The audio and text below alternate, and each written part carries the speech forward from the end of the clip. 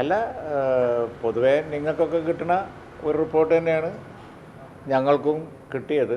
പൊതുവേ UDF camp വലിയ കോൺഫിഡൻസിലാണ്, പ്രതീക്ഷയല്ല, ആത്മവിശ്വാസത്തിലാണ്.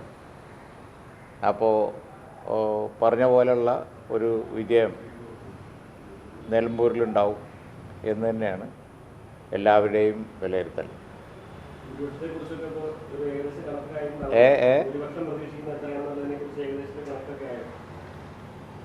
അങ്ങനെ കണക്ക് പറയാൻ കഴിയില്ല. പക്ഷേ പിന്നെ പഞ്ചായത്ത് ബൂത്തുകളിൽ നിന്ന് UDF കമ്മിറ്റി ശേഖരിച്ച് തന്ന കണക്ക്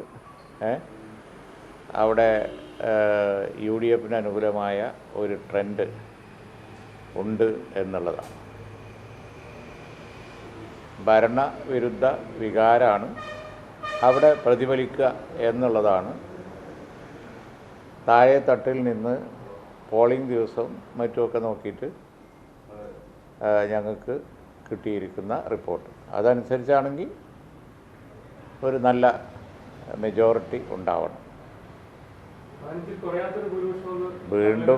വീണ്ടും എന്നെക്കൊണ്ട് നമ്പർ പറയിപ്പിക്കേണ്ട, ഞാൻ നേരത്തെ പറഞ്ഞതാണ്. അപ്പോൾ പിന്നെ അതുപോലെയൊക്കെ തന്നെയാണ് വീണ്ടും ആളുകൾ പറയുന്നത്, കണക്കൂട്ടിയിട്ടും പറയുന്നത് അങ്ങനെയൊക്കെ തന്നെയാണ്. അതിലധികമല്ല കുറയില്ല എന്ന് പറയുന്നവരും ഉണ്ട്. മനസ്സിലായില്ല? അപ്പോൾ സെമി ഫൈനൽ മത്സരമാണ് എന്നൊക്കെ നേരത്തെ പറഞ്ഞിരുന്നു തെരഞ്ഞെടുപ്പിന് മുമ്പ്. ഇപ്പോഴും UDF അതിലേക്കുള്ളൊരു കടമ്പയാണ് എന്ന് പറയുന്നുണ്ട്. അങ്ങനെ തന്നെയാണോ മുമ്പോട്ട് പോകണേ ഈ ഫലം വരാനിരിക്കുമ്പോൾ? അല്ല, തെരഞ്ഞെടുപ്പിന് മുമ്പ് പറഞ്ഞതൊന്നും പിന്നീട് മാറ്റി പറയാൻ കഴിയില്ലല്ലോ. മാസങ്ങൾ കഴിഞ്ഞ് വരുന്ന ഒരു നിയമസഭാ തെരഞ്ഞെടുപ്പിൽ നിലമ്പൂരിൻ്റെ റിസൾട്ട് അതിനൊരു ഇമ്പാക്റ്റ് ഉണ്ട് എന്ന് നമ്മൾ പറഞ്ഞത് തന്നെയാണ്. നമ്മൾ പറഞ്ഞത് വസ്തുതയാണ്. അത് തീർച്ചയായിട്ടും നമ്മൾ തെരഞ്ഞെടുപ്പ് കഴിഞ്ഞാൽ ആ റിസൾട്ട് വെച്ച് വിലയിരുത്തുകയും ചെയ്യും.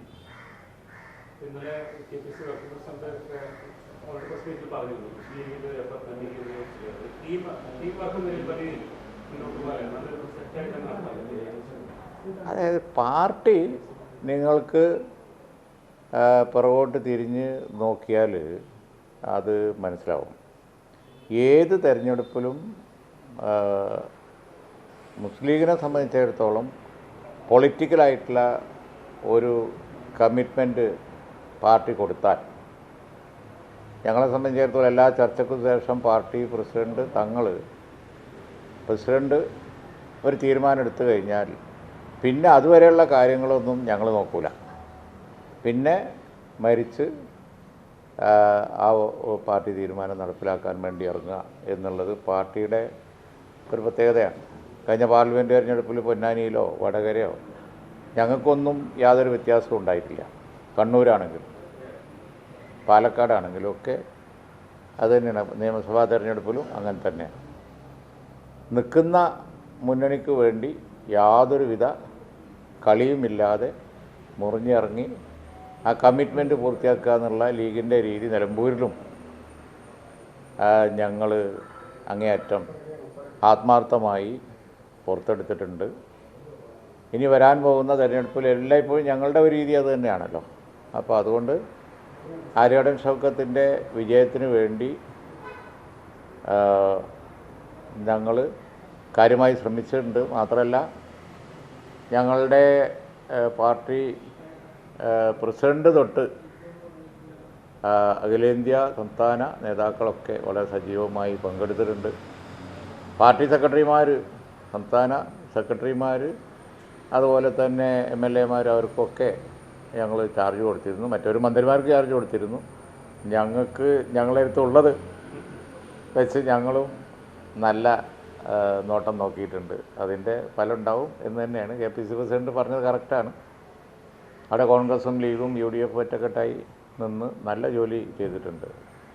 അതിൻ്റെ മുമ്പ് നടന്ന ഡിബേറ്റോ ചർച്ചകളോ ഒന്നും അതൊക്കെ അതിന് മുമ്പ് കഴിഞ്ഞു. തെരഞ്ഞെടുപ്പ് വന്നാൽ പിന്നെ ഒറ്റ നോട്ടേ ഉള്ളൂ, ഇലക്ഷൻ ജയിക്കണം, അത്രേ ഉള്ളൂ. കുറച്ച് അകത്തൊരു വോട്ടെങ്കിലും അനുകൂലമായിട്ട് കൊടുക്കുന്നതാണ് LDF ഒരു വിലയിരുത്തലാണ്. അങ്ങനെ എന്തെങ്കിലും ഒരു അതവരുടെ തെറ്റിദ്ധാരണയാണ്. കാരണം എന്താണെന്ന് വെച്ച് കഴിഞ്ഞാൽ അത് ലീഗിനെ അറിയാത്തതുകൊണ്ടാണ്. ഇതിലും വിപരീതമായ സാഹചര്യത്തിലൊന്നും ഞങ്ങളെ ഭാഗത്തുനിന്ന് അങ്ങനെ ഒരു വിഷയം ഉണ്ടായിട്ടില്ല. രാഷ്ട്രീയം വേറെ, അതിനാധാരമായി അതിനു മുമ്പുള്ള വിഷയങ്ങളൊക്കെ വേറെ. നിൽക്കുന്ന മുന്നണിക്ക് വേണ്ടി യാതൊരുവിധ കളിയും ഇല്ലാതെ, കളിയാണല്ലോ, കളി എന്നാണ് രാഷ്ട്രീയ ഭാഷ, യാതൊരു കളിയില്ലാതെ പണിയെടുക്കുക എന്നുള്ളത് ഞങ്ങളുടെ പ്രവർത്തകന്മാരുടെ ഒരു രീതിയാണ്. അതിൽ യാതൊരു മാറ്റവും ഒരു കാലത്തും വരില്ല, നിലമ്പൂരും ഉണ്ടാവില്ല. അപ്പോൾ ഇലക്ഷൻ കഴിയുമ്പോൾ നമുക്ക് ബൂത്ത് നോക്കി ഞങ്ങൾ പറഞ്ഞുതരാം.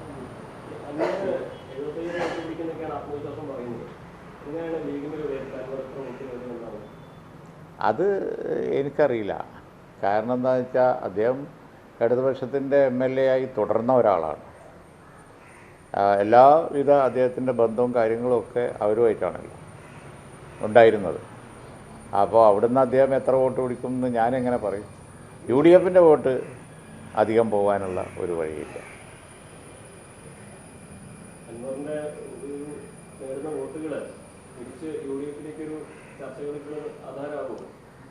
ആ വിഷയം നമ്മളിപ്പോൾ ചർച്ച ചെയ്യേണ്ട കാര്യമില്ല. കാരണം വെച്ചാൽ UDF കൈകാര്യം ചെയ്യേണ്ട വിഷയം ലീഗ് സ്വന്തം എടുത്ത് കൈകാര്യം ചെയ്യാൻ ഉദ്ദേശിക്കുന്നില്ല. അത് സംബന്ധിച്ചൊക്കെയുള്ള ചർച്ച നടത്തേണ്ടത് UDF ആണ്.